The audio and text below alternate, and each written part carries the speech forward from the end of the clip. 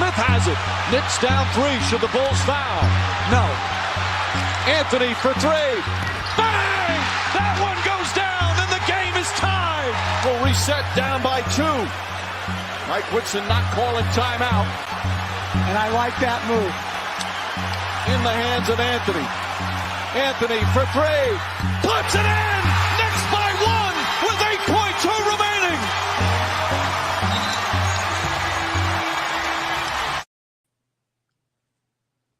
Yo, what's going on, guys? Welcome back to a brand new live stream. I hope you guys are doing well. Looks like I am alive. What's going on, Buzzer Beater? Hope all is well. Let me just pull up the chat right here. What's going on, Buzzer Beater? I hope all is well, and we have a lot to talk about. I haven't been live in a while, Had some technical difficulties with my mic. I have to buy something in order for my mic to be set up with the live stream and everything. So everything will be good with all that. The audio will be even better when it comes to live streams once I get it's like USB thing, whatever it's called, adapter.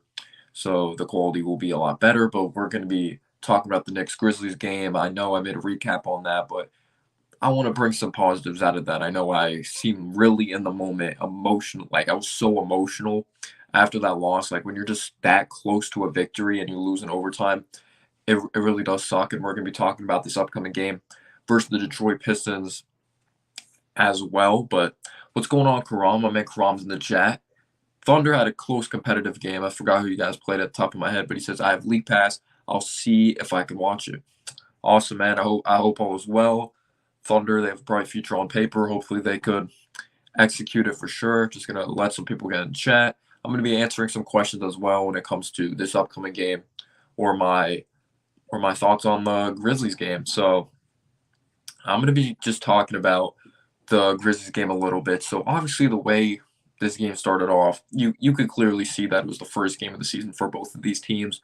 Both of these teams really struggled on the offense side of the basketball. You could say the Grizzlies right off the bat, like, were actually able to execute. Like, from the first possession of the game, RJ didn't have a good angle. John Morant was able to finish out the basket, but then they were obviously in a dry spell. They were not able to score, but Brunson, he was pretty rusty. You could see him, like, struggling to shoot the basketball. You could say our only offense was literally from Julius Randle, and we got to give credit to Julius Randle. Randle, he made a very stupid foul at the end of the game. You could say the refs were inconsistent, but I thought he was by far one of the best players for the Knicks out there on the basketball floor. The Randle from the bubble year, the virus year, like that effort was there when it came to perimeter defense, just battling for rebound. He took quality shots, and I thought he made nice reads out there on the basketball floor. But one of the key reasons this game did fall apart, it wasn't just Brunson getting into foul trouble or RJ struggling to get anything going on offense or defense. He struggled with tons of things out there on the basketball floor. What's going on, TMGF? What's going on, Andrew? I hope you guys are doing well. Thank you so much for tuning in. But yeah, this was definitely one of the main things. We know Mitchell Robinson is one of the best in the league when it comes to second chance opportunities, offensive rebounds. But I mentioned this. I was going to upload this preview video. I might upload it tomorrow. I was completely satisfied with it. When it comes to Mitchell Robinson going up against solid to good big man, there's an inconsistency. Like we see when he goes up against guys like a Daniel Gafford, or I even brought up a Zukabuki, my man Buzzer Beater. Me and him were talking about his name earlier. Like from the Utah Jazz when he dominated in that game at like 20 points, 20 rebounds. But he has to be better when it comes to the center competition, physicality-wise, and boxing out.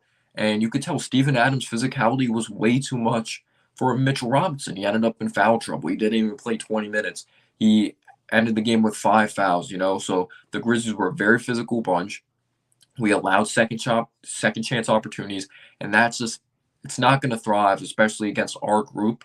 Like Fournier, he's not short for his position. He's 6'6", 6'7", but he doesn't have the strength. You have Brunson, who's going to try on defense, but he's not always going to thrive in one-on-one situations. Fournier, you could say, is a solid team defender, but one-on-one struggled. So when it comes to our backcourt defensively, we cannot allow offensive rebounds in. Maybe it's because we're so attracted on to John Morant that left guys open outside on the perimeter, and maybe different in the Pistons game, but our perimeter defense was piss poor. It was awful. I know some people saying, like, oh, if this broke right, we would have won this game. If it wasn't for the refs, we would have won this game. But we saw, like, we had chances to capitalize and take the lead before that one moment we did when Randall found Brunson cutting. But the moral of the story is, or the true story here is even when John Morant wasn't in the game, we weren't able to capitalize. When Derrick Rose had a miscommunication with someone, threw it out of bounds, took a three in transition when we didn't need it. There was times we took threes and we didn't need to take them. Like when Isaiah Hartenstein took a three, we didn't need it. When R.J. Barrett took a three, when we didn't need it. Cam Reddish, who played amazing all game, took a three, I believe, in overtime that we didn't need in that situation as well. So I didn't think we played fundamental good basketball when it mattered most. I thought we played tough, and I thought we played our ass off. And we're going to be getting into the positives, but when it comes to allowing second chance opportunities, allowing open guys outside on the perimeter, credit to Aldama, credit to their overall squad.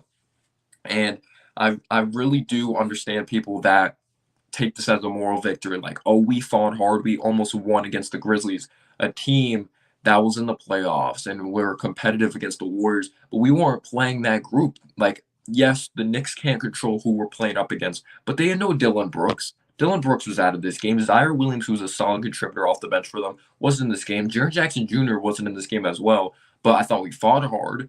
And that's good to see that this team just doesn't give up on Tom Thibodeau. They're going to continue to fight for him. And just seeing that fight from Randall, I thought was the most positive thing. But let me read more into comments and then I'll talk more. But let's see. Jaw with the sauce. Thank you so much for tuning in. I really appreciate it. I feel like those early threes in the first half made us lose. They made 13 of them. Yeah, it was really bad, man. But thank you so much for tuning in. I really do appreciate it.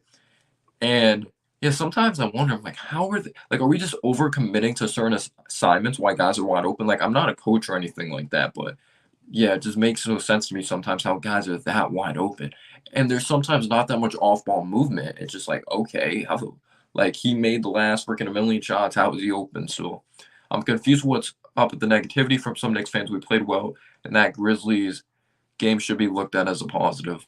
We played hard. It's only the first game of the season. I'm not going to say we're going to have a sucky season because of one game, but I do understand some Knicks fans that are really upset about it. Like, I'm not a moral victory guy. Like, I look at the positives. We played extremely hard.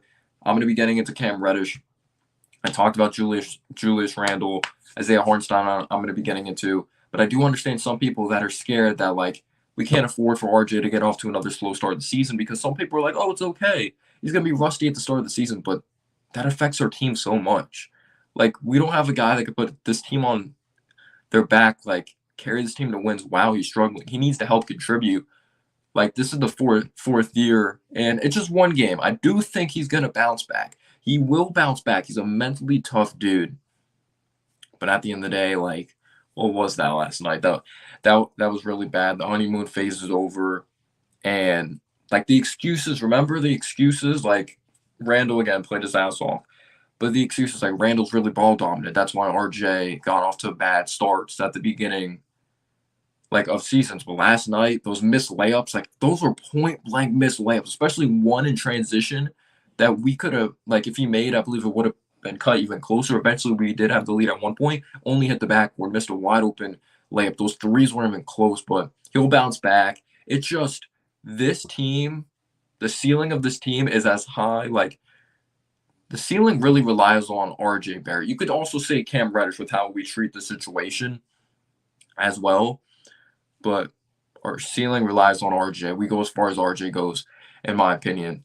But there's tons of things that go into it. Obviously, we hope he has a huge leap. But let's see what else. What's going on? Sheer brilliance in the chat. What's going on? Oh, you added the Knicks. I like it. Let's see what else. I don't like to lose any comments. But what's going on, Andrew? Cam Reddish was solid. TMGF. Hopefully I addressed you, man. I do agree the refs were trash, but we still had moments that I'm like, we have to overcome this. Like, that wasn't the best of play. Like, why did we do that? But I agree. The refs were very ticky-tacky. When it comes to John Moran and those floaters, I'm like, what? How was that a foul? Like, I was yelling at my TV. I was. But it's first game of the season. Noah. But Isaiah Hartenstein is one of the best backup bigs that we already have because of his combination of perimeter shooting and his high IQ passing while also showing touch off the dribble. Yeah, I'm not sold on the three-point shot, to be honest. Like, when he was shooting that 1-3 in a pressure situation, that was his first time taking, like, a 3 in a pressure situation, like, when he's been in the NBA. Because with the Clippers, it was in non-pressure situations, and I wasn't in love with that shot because he hasn't consistently hit it yet, but I did love the floaters. There was a stretch that helped us get into the game or cut it really close when we were going on a run when he had a very nice block shot in the interior. Like, he had multiple stops, but then he also had moments that he got killed on the boards and wasn't boxing out. But you could say the overall team got killed on the boards because they had 3 players that had over 10 rebounds. I believe Aldama had 11, Carr had over 10 rebounds, and Steven Adams had over 10 rebounds. Steven Adams only had 1 made field goal, but they didn't need him to make a lot of field goals because of how physically, just how dominant he was with his strength in the paint. But Isaiah Hartenstein did play very well, and is one of the main reasons we're in the game. And that pass to Obi Toppin with the jam was amazing. But yeah, let's talk about Cam Reddish. I want to hear your guys' thoughts on Cam Reddish. I'm still going to read all these comments, but Cam Reddish made the most of his opportunity, which I loved. And when he was, I don't remember what the specific question was when it came to a post-game interview. He was pretty much saying, like, it was one game, like, he pretty much still has to do more. I love that mentality because some players may be like, okay, I played good, so I might have my spot secured right now, but Quentin Grimes is not going to be playing the next game versus the Detroit Pistons. So this is Cam Reddish's opportunity to thrive again. Will he string together 2 games in a row? Because that's been his Achilles heel throughout his career. Like, inconsistency and obviously staying healthy, but he shot the 3-ball well as soon as he came into the game. Good-ass defense. He played his heart out on the floor. The finishing around the basket. How about that one move when he was in the corner? Used his lightning speed, that hesitation, the spin move, worked down the lane, finish. Like, this dude he played a near flawless game except that dumb shot he took at the end of the game. It was one of the main reasons he put us in this game, man. I'm very interested to see how Tibbs is going to treat Cam Reddish's minutes and Grimes' minutes when Grimes comes back from that injury. And there can't be favorites here. Tibbs did say he's going to play guys that put him in the best position to win. And yeah, notice how bad Evan Fournier is that I don't even talk about him. Like, Evan Fournier's going to have moments sometimes he hits big shots, but like I mentioned in my video, he's a turnstile on defense. Like, at times he's a solid team defender, but one-on-one, oh my gosh, I can't stand watching him play. And the shot selection as well. It's so piss poor. He's not a starter in this league. I would look at him a lot differently if he was a 6-man and we weren't paying him that money. But yeah, credit to Cam Reddish. I thought he played his absolute heart out. But, all right. My man Agent says, Cam the X Factor Reddish. That out-of-bounds step by Jaw and no. See, it's so funny because I didn't even catch that until people mentioned it. Or maybe I did, but I was probably just screaming at my TV in the moment. That out-of-bounds step by Jaw and no call by refs during critical moment of the game. Typical ESPN televised game. Disrespecting the Knicks again. Yeah, I'm going to have to look at that again. I probably did see. I was just yelling at my TV.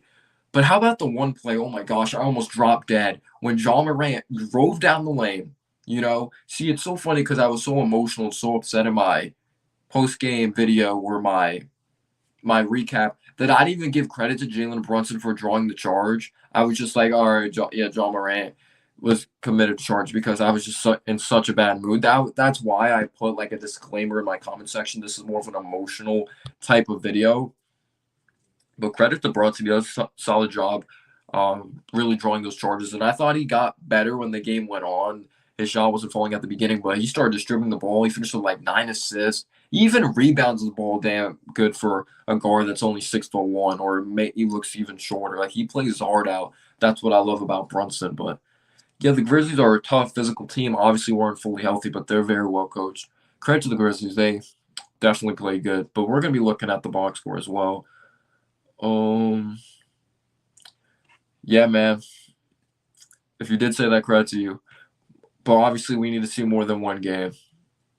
It's a recency bias league, and he needs to show up next game as well. I'm not asking him to score 20 again, but can he be consistent with something?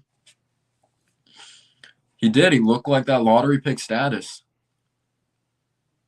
Yeah, let me share my screen here. I'm going to share my screen to you guys, and I'm going to show you like how much we got dominated on the boards. We're going to be talking about the Pistons game, don't worry. But I know a lot of people want to touch base on this, so all right, take a look at this. So our leading rebounder was Julius Randle with 11 rebounds. Second was RJ Barrett with 8 rebounds. You go to the Grizzlies. Aldama, 11 rebounds.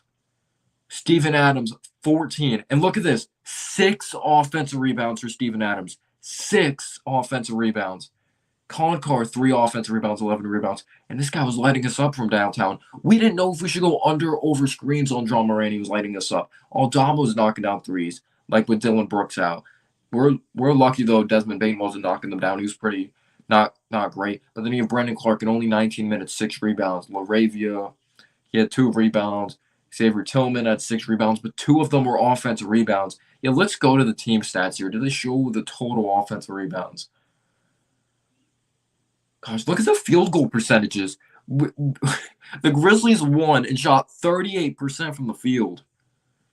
It's ridiculous. Look how bad we shot from 3. 9 for 37.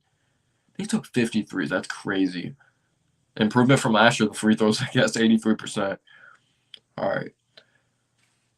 That's crazy that we were actually near the Grizzlies in offensive rebounds, but they had 20 offensive rebounds. But I feel like theirs were more crucial moments. But the Cam Reddish stat line obviously looks beautiful. But Mitchell Robinson, he needs to be a lot more disciplined. We're going to be getting into that. Didn't even feel like 40 and 14 points. He did hit a pretty big 3 in one moment. But yeah, Emmanuel Quickley. Let's talk about Emmanuel Quickley for a little bit. Let's see. I appreciate that, Kareem. I appreciate that. Yeah, if you haven't already, smash the like button. I feel like it's too early to say what our identity is right now. I don't think we're a 3-point shooting team personally. But as long as we have Tibbs, I think we are defensive. Yeah, that's very impressive that he had 9 assists and no turnovers. But when you take a look at, who was I talking about? Emmanuel Quickley. Emmanuel Quickley just looks so lost out there on the floor. Like, he needs Derrick Rose desperately. And you see how much it affects Obi Toppin when Quickley doesn't have it going and Rose doesn't have it going. Because Quickley, there was one shot, I'm like, he didn't even get that off clean. It looked like it slipped out of his hands. And I believe RJ also had a shot last night. Yeah, it was last night. It wasn't in the preseason. He shot the ball. It, like, slipped out of his hands. And it was just an ugly game. Nothing went right for RJ Barrett. But Quickley, his awareness, it seems like he doesn't know when to give up the basketball. Looks like he doesn't know when to drive. He has those awkward two-hand weird push shots. But this is what Quickley is. He's gonna have those games that he's absolutely hot. He's on fire. He can't miss. Then he's gonna have games that he looks so bad out there on the floor. And he's not necessarily decent or good at one thing to keep him out there on the floor. Because I'm not gonna say he's a good shooter, he's a streaky shooter. Like, you look at the percentages throughout his career, you see the first half of the season how bad he was and eventually got it going, but there's so many ups and downs with him. But Obi Toppin I feel bad for because he was drafted into a position, like, scouts knew that his handle wasn't amazing coming out of Dayton. Like, you needed a point guard, you needed a system around him to put him in the position to be successful. And Quickley has a lot of developing to do if you want that pairing to be really good. You can't always count on Obi to leak out. You can't always count on the cutting to always be there. Eventually, teams are going to adjust to that. But when Rose doesn't have it going and when Quickley doesn't have it going, it affects Obi Toppin's play a lot, someone that really likes to move. So, yeah, Obi didn't get involved much, but you could also say Randall deserved those minutes as well. I think it's because Randall's playing very good, to be honest, and I wasn't really that mad about it. And the way Quickley and Rose were playing, I wouldn't have even played Obi that much personally. He wasn't really put in the position to be successful. Yeah, when he hits those, like, deep threes, it's, like, so momentum changing and gets you so excited. Like, I remember in Game 1 against the Hawks how amazing it was, but the inconsistencies defensively, just really bad. But yeah, Mitchell Robinson. There's not really much to say about Mitchell Robinson. When he was in there, he got bullied by Steven Adams. He got into foul trouble. Brunson got into foul trouble early, but I thought he did a good job responding. See if there's anyone else I didn't really talk about. I think I pretty much touched base on everyone for the New York Knicks, but yeah, we could stop talking about that game now. We could stop talking about it. I talked about 3-point defense, offensive boards. All right, now it's time. Let's talk about this Knicks Pistons preview. So let's take a look at what the Pistons did versus the Orlando Magic. So the Detroit Pistons are 1-0, taking on the 0-1 New York Knicks. And the Magic are a young team. Not going to say they're good, not going to say they're bad. I don't feel like anyone has an identity at the beginning of the season, but they're very inexperienced. They're very young. The Magic were pretty impressive when it came to their young core, though. You had Paolo Banchero, the number 1 pick, had 27 points, 9 rebounds, 5 assists, plus-minus a +2, 11 of 18 from the field. He did his thing. Same thing with Jalen Suggs. Their young contributing factors really stepped up. Franz Wagner as well. But when you take a look at this Pistons team, We took them on when it came to the preseason. And I'm not going to just run away and say we're going to win this game, like compared to a last year, because I'm like, oh, all 5 players are all young and experienced. Like, there's no winning blood or any type of that identity. But they brought in a brand new acquisition of Bogdanovich from the Utah Jazz, which I do like. His playoff experience. He's gone through He's gone through adversity in the regular season. He's gone through adversity in the playoffs. Has dealt with different types of teammates. And that type of personnel, I'm not going to lie, scares me the most compared to a Cade Cunningham and Jaden Ivey. We could talk about the height differential, like when it comes to, or even the strength compared to a Fournier, and just like how was Brunson going to be defensively versus an Ivy. And remember when like last year, like it's the first game of the season though, so I'm not going to say RJ can't improve defensively, because there was moments last year I'm like, damn, RJ looks damn good as a defender.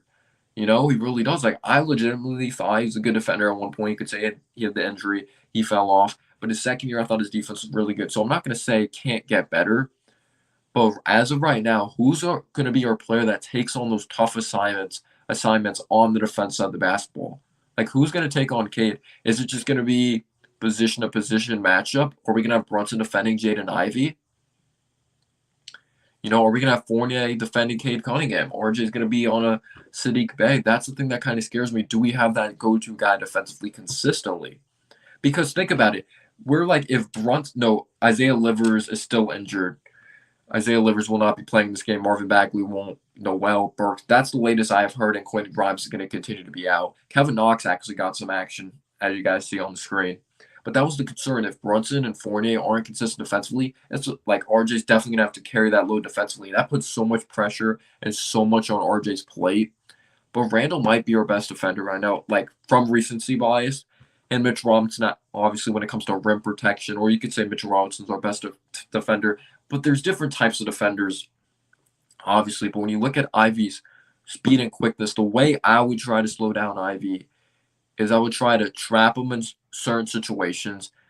If he is getting it going to the paint, I would try to clog the paint. I know he shot 2 for 4 from 3, but I don't personally think that's going to continue. I don't think he's going to be a consistent shooter right off the bat. That was his Achilles heel coming out of Purdue. And I would just try to get in his mind. I would try to make him play out of control because when he's playing out of control, he's not playing good brand of basketball. This is someone that likes to go nuts out there on the floor. Try to speed up the game for him because, yes, he played very well in his first game versus the Magic, but it's still very early in his NBA career. Tom Thibodeau, you're known as this defensive coach. Get in his mind. The Knicks are going to have to be the mentally tough team. We can't let the Pistons get confidence because when these young teams get confidence and they think they own the court out there on the basketball floor. So Ivey's definitely going to be, oh, shit. Yeah, get that out of here. Weird bot. Oh, I hate those weird bots. But Ivey's going to be a tough assignment, and Ivey's a young jaw in my eyes. Yeah, Ivey obviously needs to prove a lot, but I think he's going to be damn good as well. But his speed, his quickness, his hesitations getting to the rack, and Cade Cunningham, there's going to be some revengeance as well. Because I remember last season when RJ got a huge bucket against him, and the amount of times we just destroyed the Detroit Pistons last year as well. So Cade Cunningham, he had 10 assists last game, and he shot like 6 for 16, as you see on the screen. So he's going to look to be more efficient and impact the game more scoring-wise. And hopefully RJ just steps it up, and RJ's going to have to bounce back.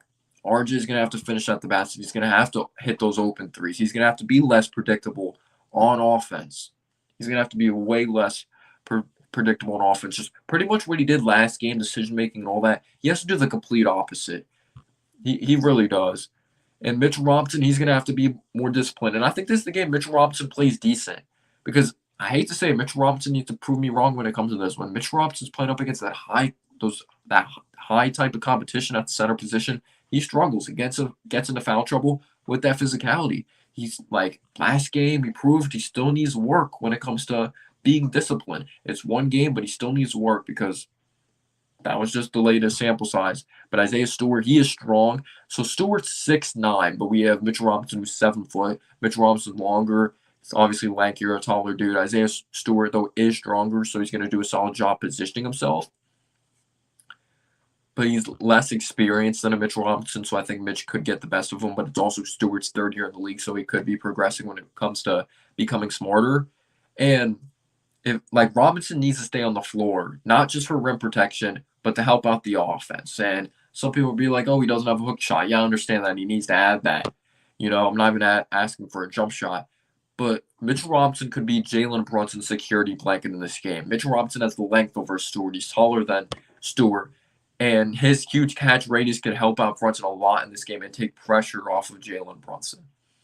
And when you look at the 4 position, like Bogdanovich, like Randall, oh my, he's going to have to fight over screens. He's going to have to collapse that perimeter strong because Bogdanovich, he was 6 for 10 from 3 last night, I believe. Let me see.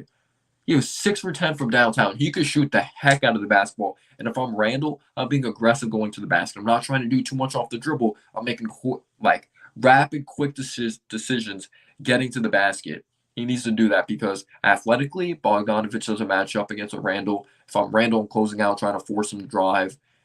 I think RJ and Sadiq Bey is going to be a nice matchup, though, because they're both coming off of not great games scoring the ball. Bey only had 8 points. RJ had 11, but it was on very bad efficiency. 3 for 18, atrocious. But Bey, if you chase him off the three-point line, sometimes he can get to that mid-range as well. But I think it's going to be a good matchup. Just across the board. Fournier, I don't know what he's going to do defensively, if I'm being completely honest with you guys. But I do think Derrick Rose may be one of the top players in the game when he's going up against Killian Hayes in the second unit. Because Killian Hayes, he's a solid defender. He's a good distributor of the ball. But Derrick Rose is more experienced. I think he's a deeper bag, and he's going to be able to take advantage of the inexperienced Killian Hayes. But Killian Hayes really struggles scoring the ball. So I think Derrick Rose is going to take advantage of him there. Jalen Duren's a guy that can rebound the basketball. Jalen Duren killed us in the preseason rebounding the ball. And then you look at last night, again, it's the Magic inexperienced group, but 10 rebounds, 14 points. He doesn't do that by accident. He had 5 offensive rebounds. That kind of scares me. Sadiq Bey, 3 offensive rebounds. Duren, 5 offensive rebounds. Diallo was only out there 14 minutes, 2 offensive rebounds. He's an athletic dude, has kind of a history of killing us. Kevin Knox revenge game. But yeah, Killian Hayes is not that good, honestly. But the Knicks are going to have to be more disciplined. We're just going to have to play a fundamental brand of basketball. We're going to have to tire this group out and make Jaden Ivey play sped up. Don't let K just maneuver, probe around, make good reads, because we know he makes everyone around him better, but we have to show to him, yeah, you just want 1-0, but you're too young, young Bucks. You're not good enough to go 2-0 yet, So I'm going to need a gritty, I'm not asking for a blowout, but I do want a commanding type of victory. I want a good team effort from this overall ball club. Got to be able to come out victorious. We got to shoot a lot better from 3. We do. And Fournier actually may be pretty solid this game when it comes to 3. There's still an inconsistency when it comes to inconsistency with Cunningham's defense and closing outside of the perimeter and how, he's going to fight around screens and all that. But I do think we have capability of winning this game. But one game through the season, we don't know yet. But let's see what the chat's saying. Let's see what the chat is saying. Killing is trash. I remember I wanted him so bad at 7. Or when he went 7, I remember I was pissed. I wanted him. I want to see more screen and rolls from Hart and IQ or Brunson. I agree with you, man. RJ going to bounce back. Killing it. He has to, man. He has to. This should be Randall's game. They don't have anyone to guard him. I think he's going to have another solid game. Yeah, you could say Grimes is their best defender. He's just not healthy right now. Andrew says no, which is why Grimes is important to the starting group, but specifically for RJ and Brunson, because Grimes can defend multiple positions, but Cam also has defensive versatility. Yeah, I agree with you, man. We need that defense, and we need more upside. Fournier may be kind of more steady offensively. He may have – I'm not going to say it because we won't know until it actually happens. If it happens, Fournier may have more good games than bad games. Fournier may have more good games than they would, their first year starting in the league.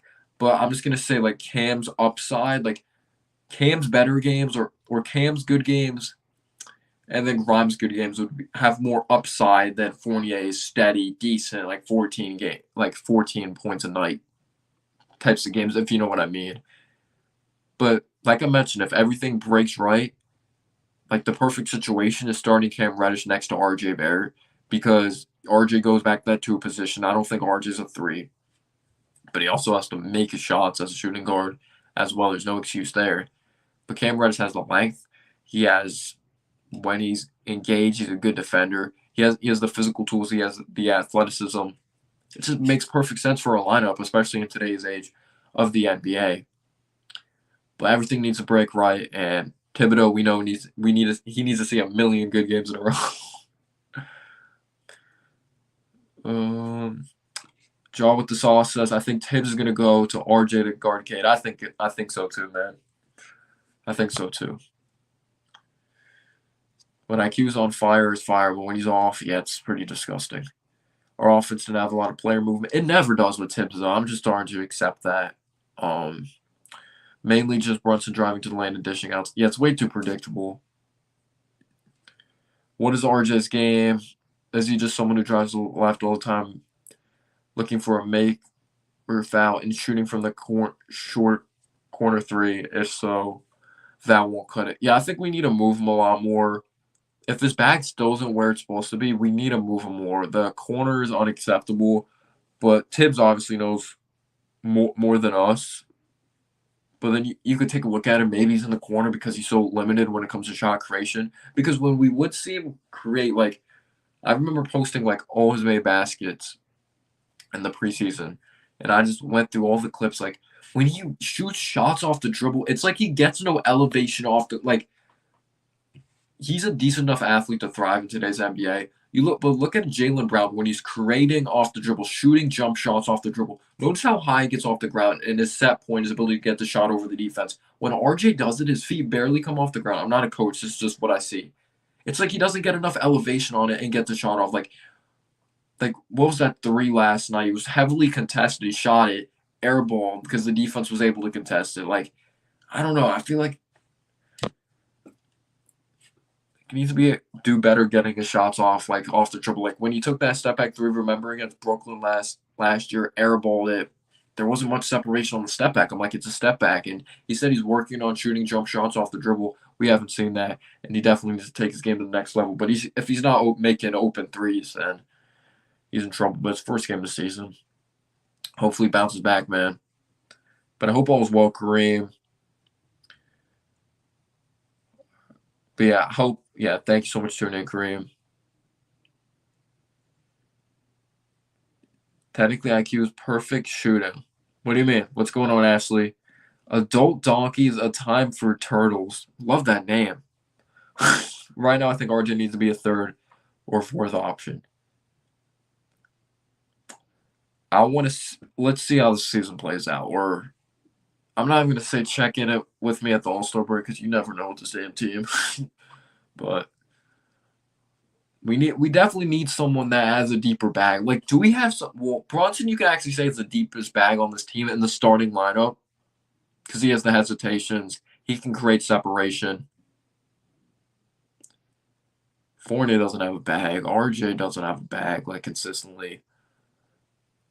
Randall has that spin move. He has a step back, but he takes, like, it's not effective or sometimes unnecessary. Mitch does it. Because I feel because they have young, high upside talent, because I feel the Pistons, when they're struggling, like if they get off to a bad start, it looks like we're going to kill them. But it's like if everything's going good, they have high upside talent. Are you talking to me, Andrew? I'm not labeling this team anything. It is just one game. It's just one game. Like, I was emotional in my recap video, if anyone saw that. I know some people were attacking me.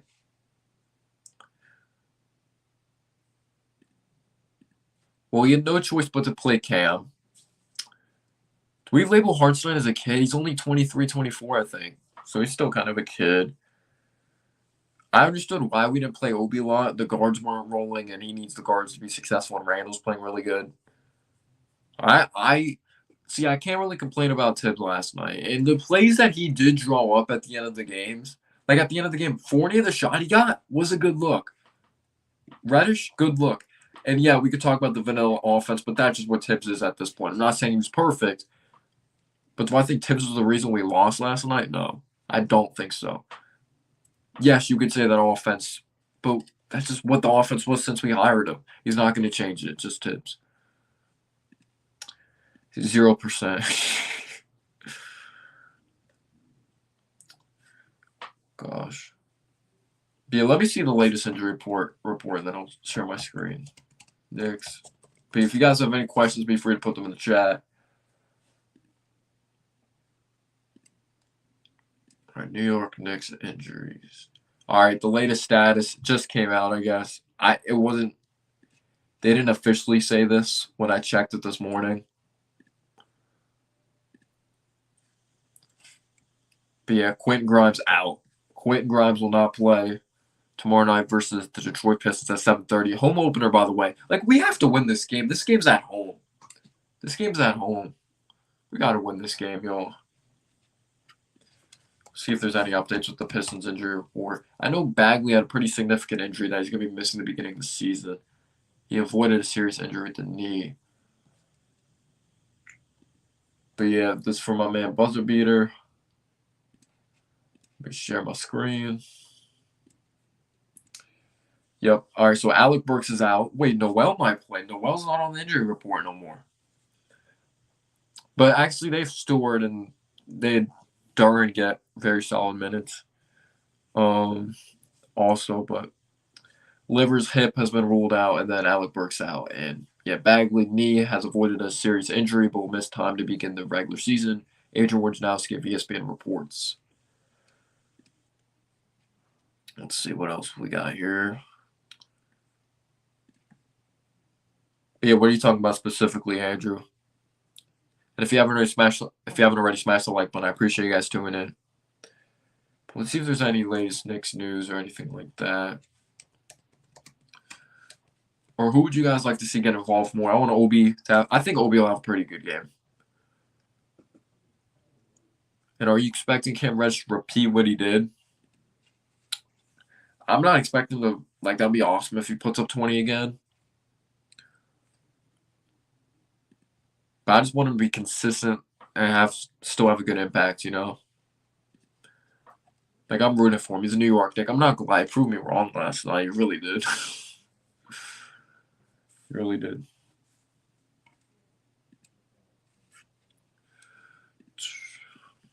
But hopefully we can get to 1-1. 0-2 would not be pretty. That'd be pretty old.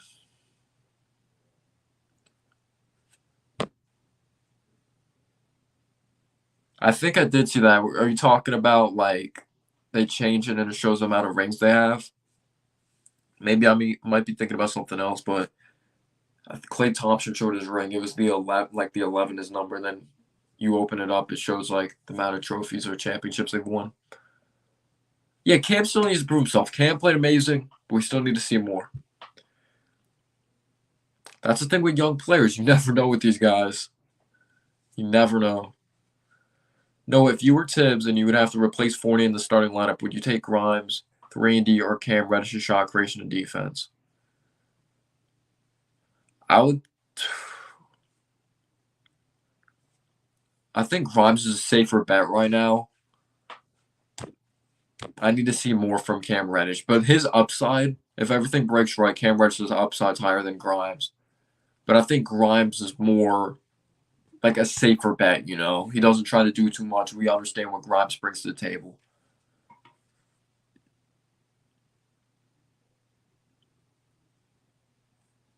But I had to put Cam Reddish in the thumbnail if you didn't see. He deserves it.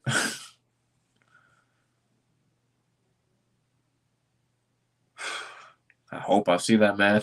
I hope I see a buzzer beater. I'll give Andrew a mod. I need more mods on this channel. Andrew's a very good supporter of the channel. So if you see anyone spamming or if you see anyone putting racist shit, make sure you block them, remove them. Anyone being disrespectful, bullying, all that. Time them out. See spam, any of that type of stuff. I don't really hand out mods like that, but if you have any questions, put them in the chat. Just chilling right now. I hope Knicks better win tomorrow.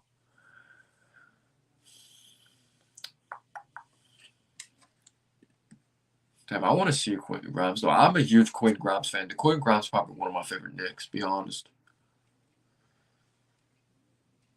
Do you guys think Quickly's going to bounce back?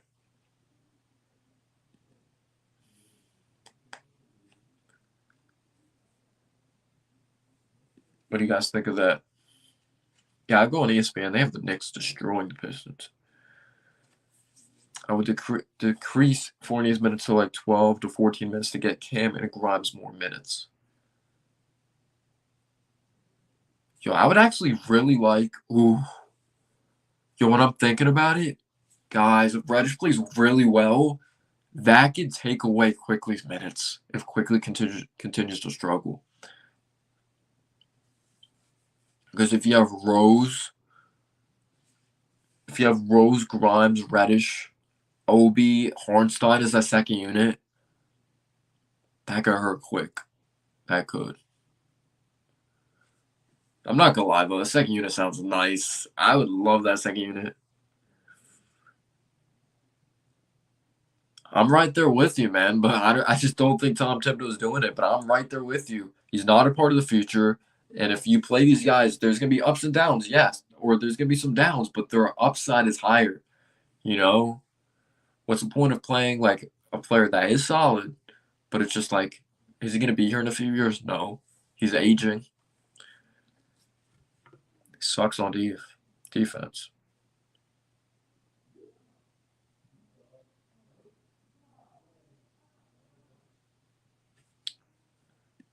Wait, you think Tips will actually decrease his grandson IQ? Well, yeah. So his I think D Rose is actually his grandson. Yeah, I hope Quick bounces back though. He's a likable dude. He just needs to play smarter.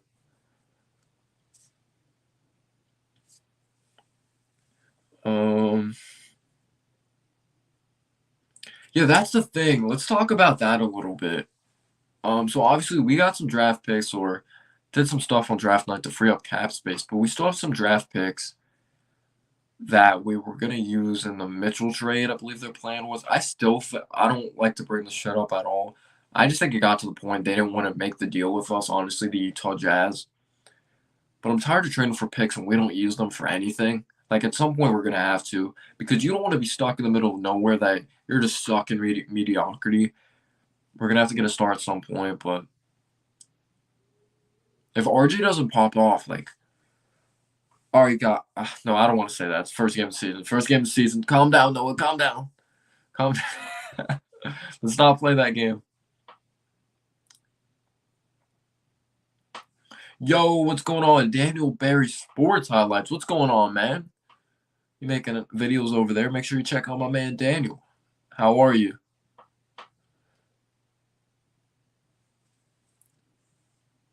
Chill out. No.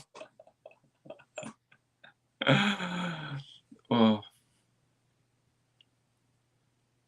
Should IQ just play like Sweet Lou Williams, his role model, and forget the point guard role? Yeah, I feel like he's trying to do too much right now, and I think it's just so weird with him and Rose splitting ball handling duties. That's like what I thought he was, not gonna lie, his first year. Lou Williams. Remember how amazing he was at like drawing those fouls, and then they changed the rules up a little bit, struggled to get to the foul line. He's just such a weird player. Like one game he looks like one of the best shooters in the league. The other game it's like, what the hell happened? Yo, I feel like RJ's gonna come out pissed off tomorrow. RJ, change that narrative that you get off to these slow starts. Change that shit. Like we need consistent good play. People could say I'm a little too hard on RJ right now, but we shouldn't be hard on him. I mean, it's like we kind of should be in a way. Yes, it's the first game of the season, but the honeymoon phase is over. It's his fourth year. He got the contract. Shouldn't feel bad for him. Ball out, man. He's human. I'm sure he's aware, but he has to ball out.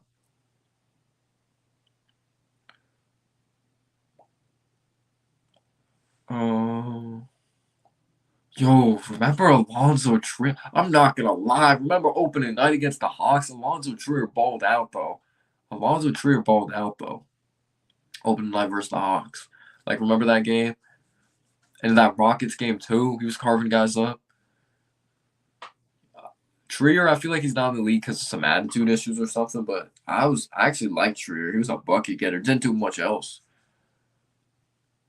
Oh yeah, he's one of the best free throw shooters in the league.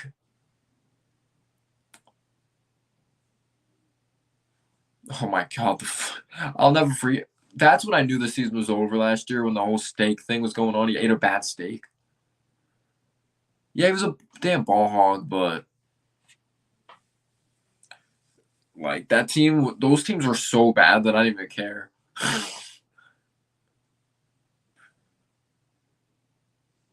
Speaking of people that are like kind of not bogged, but like really ball dominant, James Bouknight. This man was what he was a lottery pick. Didn't get much playing time his rookie year.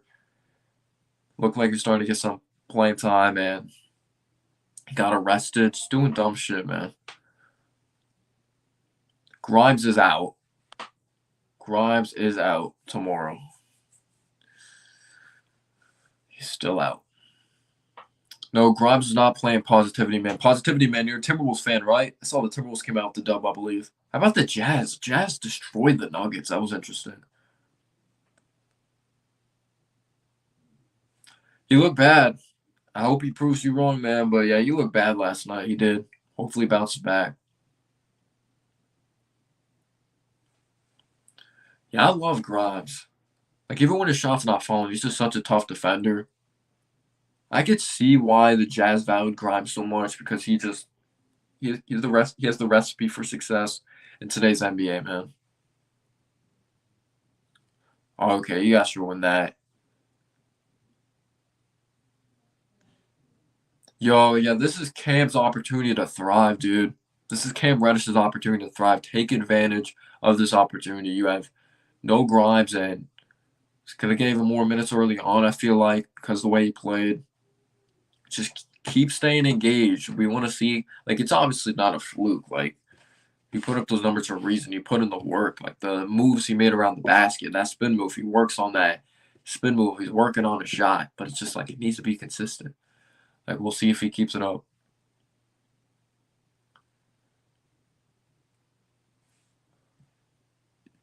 Buzzer Beater says, what was the biggest scandal? Yo, by the way, if you haven't already, check out my second channel. I know most of you guys are Knicks fans, but I'm gonna probably put out a new video soon. This is my Broad NBA channel, the Hoop Addict. That's my second channel. If you want to check that out, just Broad NBA. But my man Buzzer Beater says, what was the biggest scandal of the offseason? Ime Udoka. Gosh, that was such a weird situation. We know he did more than what happened. You don't just get suspended a season for no reason. I know he broke the rules, but then some harassment stuff started coming out.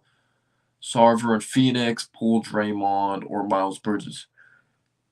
What's the biggest scandal in my opinion? When it comes to affecting a team or just like, I'll go with what I care about. The Miles Bridges one, let's not even talk about that. What a piece of shit. That's all I'm going to say. That's just a trash human being, Miles Bridges. Poole Draymond is a pretty big deal, especially with Draymond's contract in the future. He's going to have to take less money with Wiggins and Poole both getting killed. I feel like those are all huge, man. That's a really good question.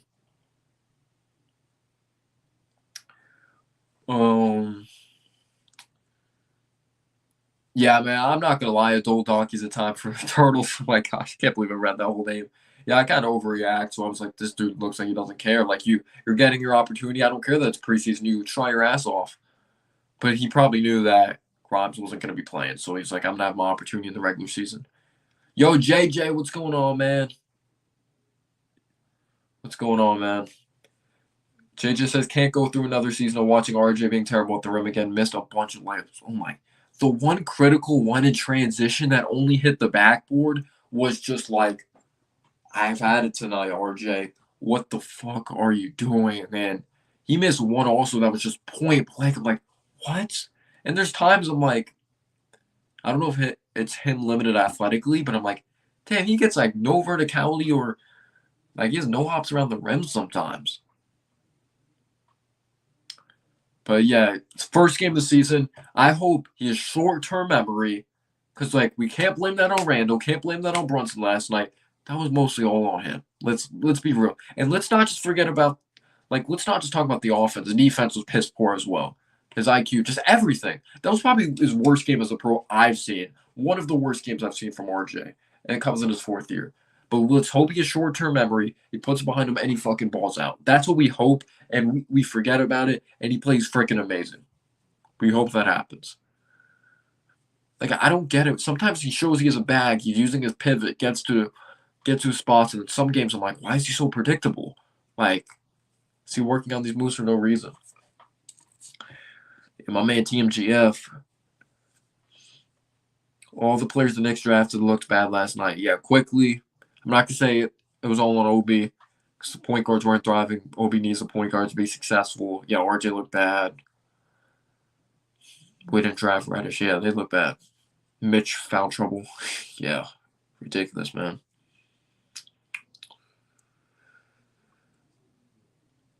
Okay, we got a question from my man, Positivity Man. See, I'm happy for you, man, though. Because, like, being a Timberwolves fan, I bet, is rough, and you have talent now over there. I think Anthony Edwards has a high upside. You have Karl-Anthony Towns. You have Rudy Gobert. Like, I'm happy for you, man. I really am.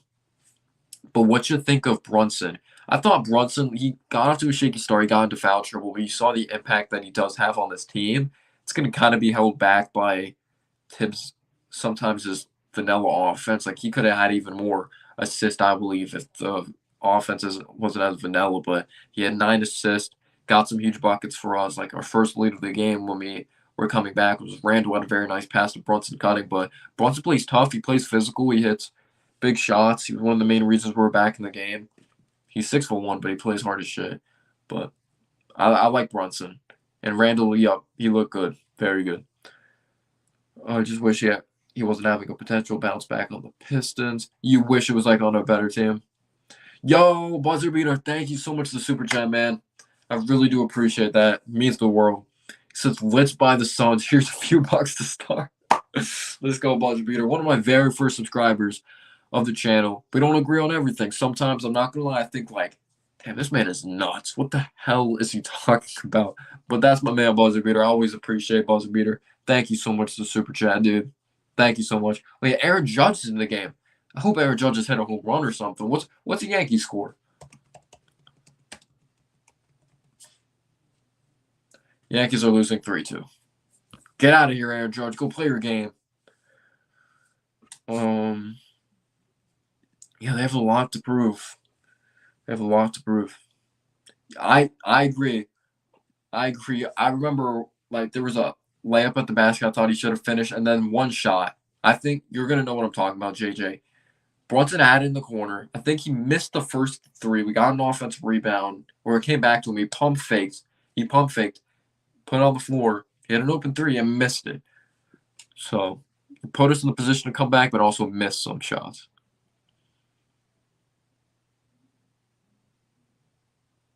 Yeah, I know this Knicks team's going to fight, man. This Knicks team's going to fight. But if we're looking at the standings, these are kind of predictions because it's still very early in the season. It's like, what teams do you think we're going to be better than if we're going to be in the playoffs? The Bulls, I'm not going to lie. Who'd the Bulls beat again last night? Let me see. DeMar DeRozan, holy shit. He's just balling out for the Bulls. He had 37 last night. He's continuing to be a great Bull. They beat the Heat last night. No Lonzo. Huge props to the Chicago Bulls, I'm not going to lie. Bulls might be better than I thought. First game of the season, though, we'll see. But wait, I think Levine didn't play too. Isn't Levine having issues with an injury? Let me see. Zach Levine's stats. Did he play last? Because I didn't watch the whole game, to be honest, or I only caught some of it. And he didn't play. They won that game without Zach LaVine and Lonzo. That's an impressive-ass win. They won 116-108. Oh, my. Yeah, credit to them. DeMar, it's just playoff time for DeMar, you know. But, yeah, we look at the standings. What teams do you think we're realistically going to be better than? All right. So, the Celtics, I don't think we're going to be better than them. But let me pull up a better one on like NBA.com or something. These standings right now, the Pistons being 1-0, I don't think they're going to be amazing. Yeah, Levine was out. That's huge. All right, ESPN, here we go. This one lets me scroll better. Let's see. But what we're looking at right here, the Charlotte Hornets came out victorious against the Spurs, really bad Spurs team. I think they're going to be. I do think we're going to be better than the Hornets. The Hawks, no. Celtics, no. Bulls, we'll see. It's just one game, but no Levine right now, no Lonzo. Washington, I think we could be better than. But Porzingis Beal might be a sneaky, nice little duo together. See how Hachimura does. It's a contract year for him, so he's going to try to prove himself. But Porzingis, can he stay healthy, though? Don't think we're better than Toronto. Bucks, no. Pistons, I think we'll be better than. Cavs, I don't. Magic, I think we will be. Pacers, yes. Heat, no. Sixers, no. Nets, we'll see, but I don't think so. I think we'll be 9th, 10th seed in the play-in. I think we will. But it also comes down to, like, what season RJ has.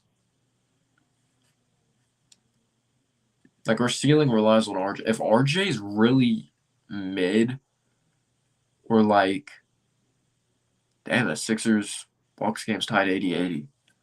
If that game's, like, really, like, if RJ's really disappointing this year, we may not have him make the play. It depends on Randall plays, obviously. What Maxey do? Yeah, Maxey's very good. I like Maxey. He's one hell of a player. I think I said, like, when we traded up to 20 or whatever it was, like, during that draft, 2020, I was like, are we trading up for Maxey at Tyrell Terry? He has a lot to prove, JJ. I don't blame you. And it's crazy that we're saying this because he signed that big contract, but see what he does this season. They paid him not just based off of what he's done recently, but you also pay these players for what you think they could be. And we'll see what he does. As a Mets fan, let's go Astros. Two-part question. Why do people compare Cam Reddish to Paul George and RJ Barrett to Jimmy Butler? So I'll give you my explanation of that. So Cam Reddish, coming out of high school, he was a top 5 player coming out of high school. So that's on top of it, the hype. You goes to college, he shows flashes of the shot creation. But you look at Cam Reddish's stats in college, he shot like 35%. I'm not even joking. You could look it up. He shot like 35%.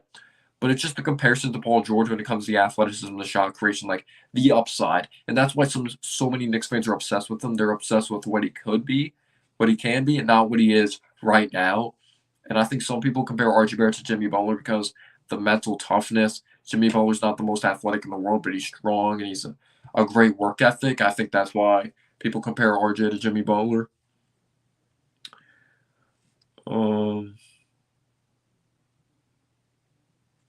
If we don't make the play-in, fire Tibbs. I'm not going to lie. Yeah, the East is very good. If Randall goes 20-10-5 with a better efficiency, is he an all-star? No, because it's not even discrediting Randall. It's just that these all-star teams are so loaded, I just don't think there's a spot for him. Because he's also competing with guys like Maxey, who may have an amazing season and stuff like that. I could hear Riley cussing out the Heat from here.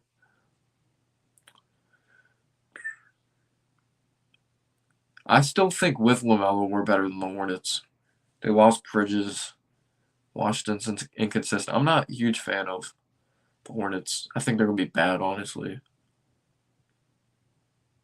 Yeah, they have weird young talent. Johnny Davis has been awful. Just preseason, though, but in preseason he was like 2 for 20. Danny Avdija, I think, is a good defensive player. Kispert's a solid shooter. It's just that they don't have high upside young talent, I guess. You think we're better than the Hawks?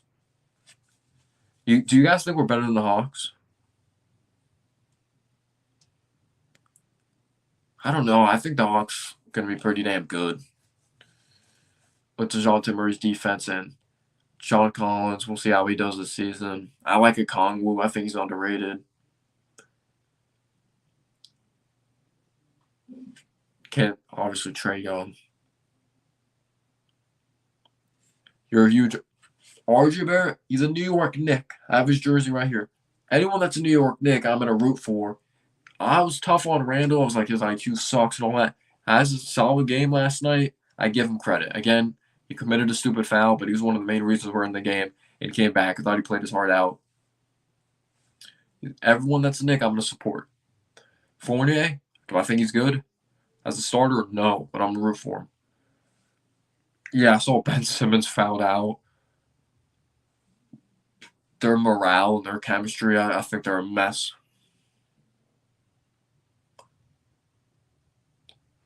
No, what if RJ has a John Morant type of all-star leap this season? We're a top 5 seed.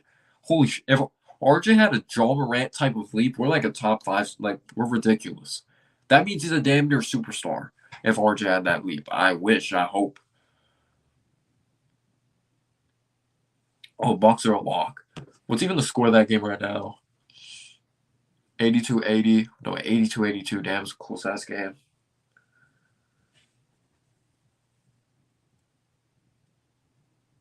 Damn it. Embiid 6 for 19. Yikes.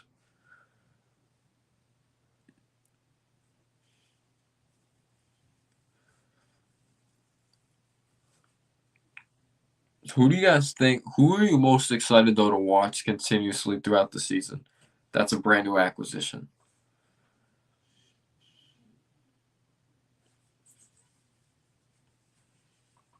Yeah, I'm not that high on the Wizards.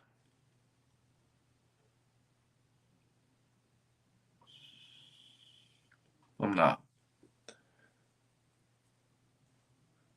Yeah, let's see if anything latest is coming out by the Knicks.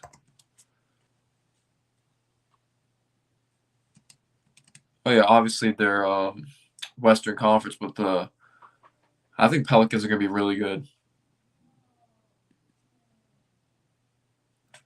And they even have like Dyson Daniels, nice young piece, Herb Jones, nice young piece, Alvarado, Trey Murphy. Did I say Dyson Daniels? It's too early to say how good they are, but I'm interested to see the pairing of Donovan Mitchell, Darius Garland when it comes to the ball dominance and how their defensive backcourt's going to be. Their front court's going to be amazing, though. You have Jared Allen that could take on. You already have Jared Allen that could take on those tough defensive assignments, like those physical guys. And then Evan Mobley can defend the perimeter and all that. You have that. But we have to wait and see what happens with the Cleveland Cavaliers. We have to wait and see. Pelicans, my league pass team to watch as a Knicks fan. Crazy talented. Yeah, they're fun to watch. I made a video on them when it came to my second channel.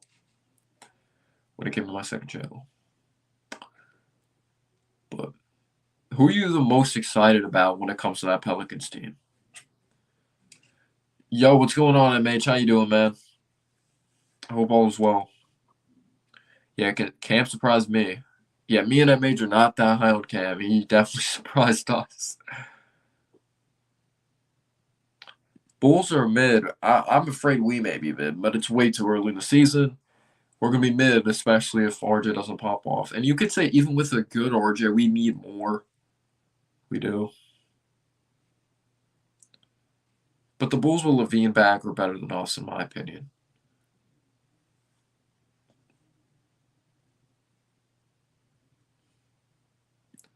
What?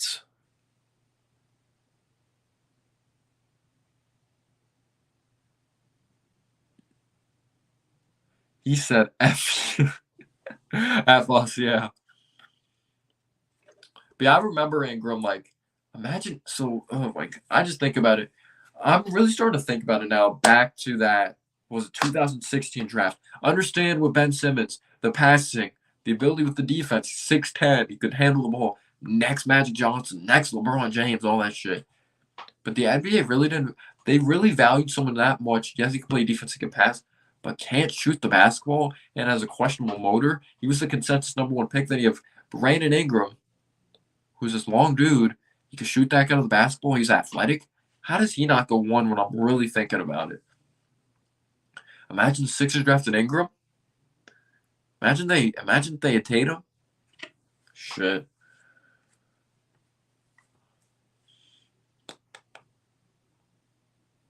Yo, what's going on, T-Mac? Thank you so much for tuning in. Yeah, MH, if you're wondering, yeah, we already touched based on the game preview and all that, but you could add on if you want, man. Give your thoughts.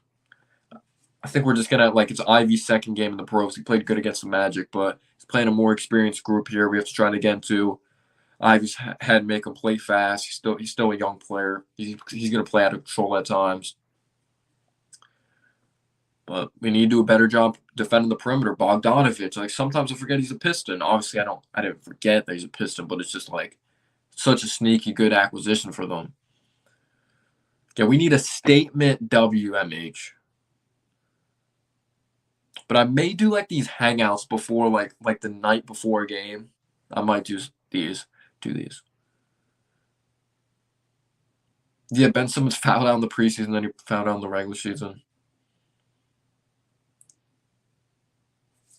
I think it's just depth, honestly, especially with Robert Williams. We're not even that. It's just maybe they just need a little more spark. But Brogdon looked good in that bench role coming off the bench.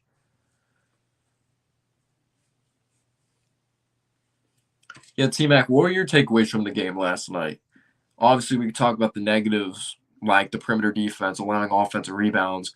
But Isaiah Hartenstein, his vision looked amazing. The pass he made it quickly, he missed a shot, but he had a very nice pass to Obi Toppin. Thought he had some nice, very, very good interior defensive plays. Then he also had moments that he got destroyed when it came to the offensive rebound department. Like Steven Adams had 5 offensive rebounds. He was ridiculous. Carr had over 10 rebounds. Adams had over 10 rebounds. Santi Aldama had over 10 rebounds. Xavier Tillman comes off the bench, 6 rebounds in 16 minutes. So the perimeter defense, the allowing offensive rebounds, second chance opportunities, which does not help against this backcourt or this defensive team at this point of the season, definitely did suck. But you look at the fight, you look at the resiliency from this team. We're down 19 points. We come back, but we just shot ourselves in the foot. If we're being completely real, we weren't able to thrive scoring the ball when whatchamacallit, John Moran was on the bench. Derrick Rose threw the ball away at one point, took a 3 when he didn't need to.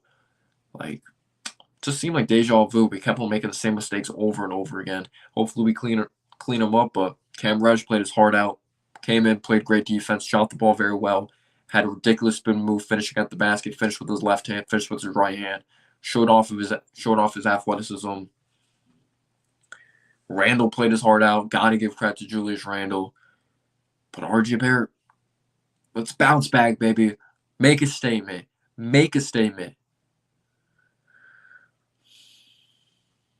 But yeah, IQ.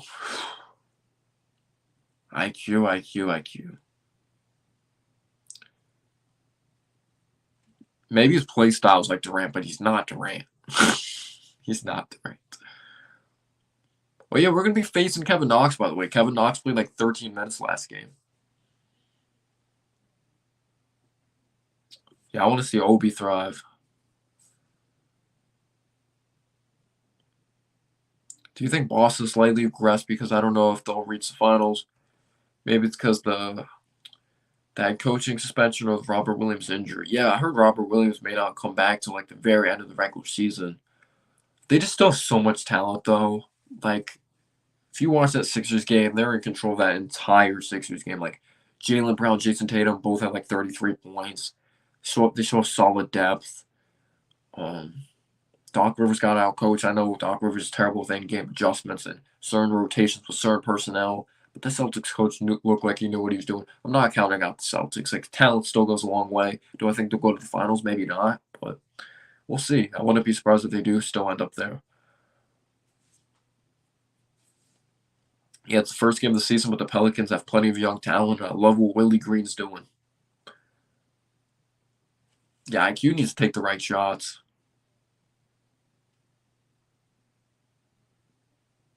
I got you, Karan. Yeah, I don't know, guys. So if an injury doesn't happen to Fournier, obviously I don't wish injury on any player. But do you guys actually see Tibbs, realistically, knowing Tom Thibodeau? Let's say it's 30 games in the season. I'm not trying to be negative here. It's 30 games in the season, still struggling defensively. Is Fournier still starting? So we still see Tom Thibodeau not change there. Because we saw the Elfrid Payton thing. But the thing with Elfrid Payton, we're starting him. Yeah, he wasn't good, but we were winning. Yeah, every game's a different story. This Pistons game's going to be a lot different. Their play style's a lot different. They have Ivy, actually, though. He is speedy like Jaw, but he hasn't proven himself like Jaw. But Sadiq Bey, RJ, we'll see that matchup. But RJ may defend Cade Cunningham. We'll see what happens. Yeah, Duran killed it on the glass last night. He definitely did. We need to box him out. And he's athletic, too. He's raw. Nobody denies Cam's pure talent, but he needs this consistently. Yup. He needs to stay healthy. Like, I hope he balls out and he's amazing because that adds upside of what this team could be moving forward. We need as much young talent that could thrive as possible because we need high upside, you know.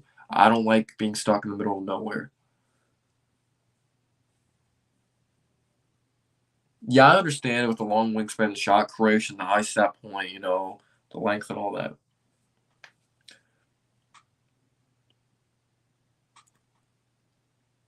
What's Ivy, 6'3"? Well, you could say he's 6'4". You could say like any guard compared to him is pretty tall, though, because he's only 6'1".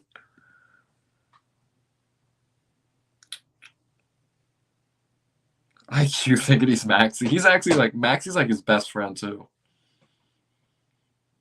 Remember the first year there was arguments like when Maxey popped off for that 40-point game, like Maxey's better, but then like we saw more of a sample size than IQ, so some Knicks fans thought he was better, including me. Yikes. But then we saw Maxey get an opportunity and just thrived with it like shit.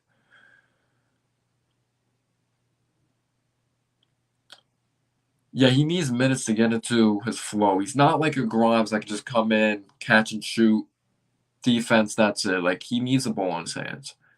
He's not just a catch and shoot guy. He needs to drive to the rim. Like, he's a multi-dimensional player. Damn, it's 86-86, that Bucks-Sixers game. What a game. Harden has 31. Harden's off to a great start this season. Whose ball is it?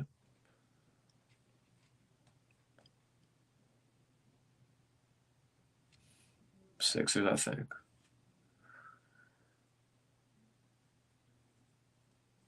I feel like IQ's always been ball dominant, though. Unless he finds Obi leaking out or Obi cutting. He's not.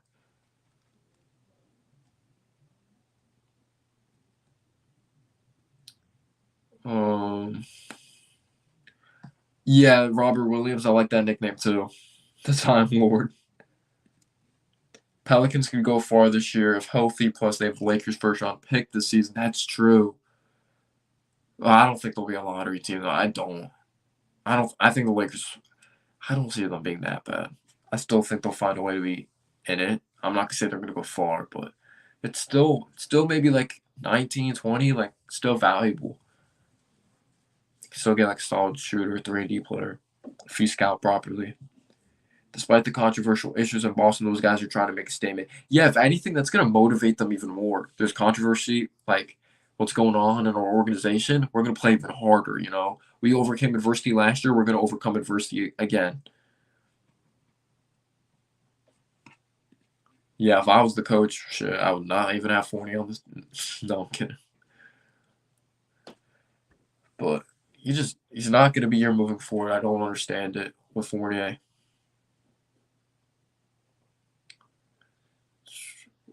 But I kind of do understand it. Grimes is hurt. Cam hasn't really proven himself enough in this league. I feel like you do it if it's to the point that Cam has really proven himself. But I feel like Tibbs is also the guy. Cam's thriving as a bench piece. So he doesn't think of him as a starter. Oh, he's good in the second unit. Yeah, we're stuck in a weird position with that. It was just like the Knicks probably just thought, oh, he's not that good. He's just okay on a really bad team. But we didn't really look at the qualities he brought to the table. That was the thing with the old regime, or maybe even now. I don't know much about. Like, we don't really know what lens Leon Rose is looking through, honestly. It's just like, oh, this guy's not a future star. He's like kind of decently old. Like, let's move on from him. We didn't look at what he could do. Don't be surprised if the Pelicans are a top 4 seed now that Williamson is healthy, and this is the same Pelicans team that made the playoffs last year, Noah.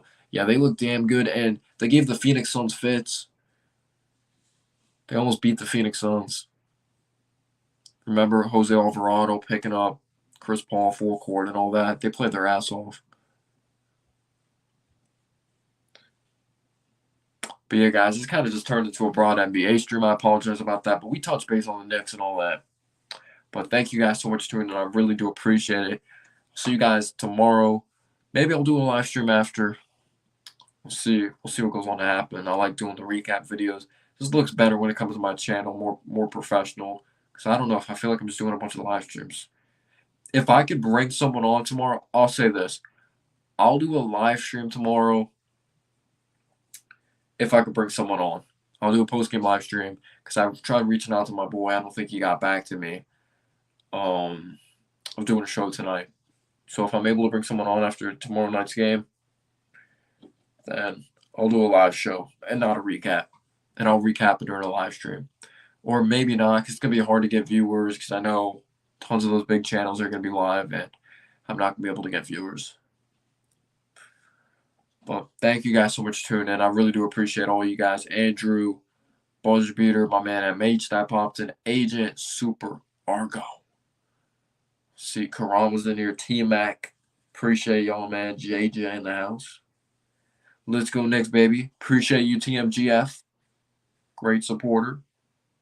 I appreciate you again for the super chat at Buzzer Beater. You did not have to do that, but you did. And yeah, stay safe, guys. Appreciate your support. Let's get to one-on-one.